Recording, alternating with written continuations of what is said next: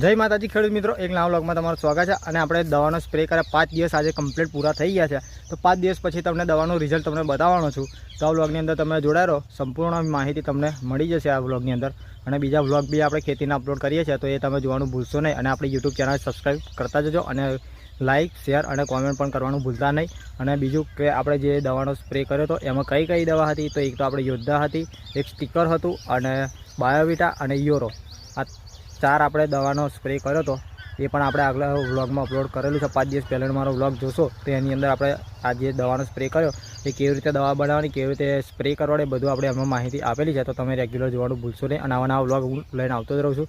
તો ચલો આપણે તમને બતાવી દઈએ રિઝલ્ટ કેવું મળ્યું છે।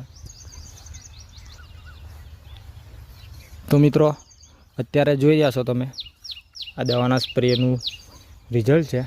અને બીજું ખાતરના આપણે 2 આપ્યા હતા, એ પણ તમે આગળના વ્લોગમાં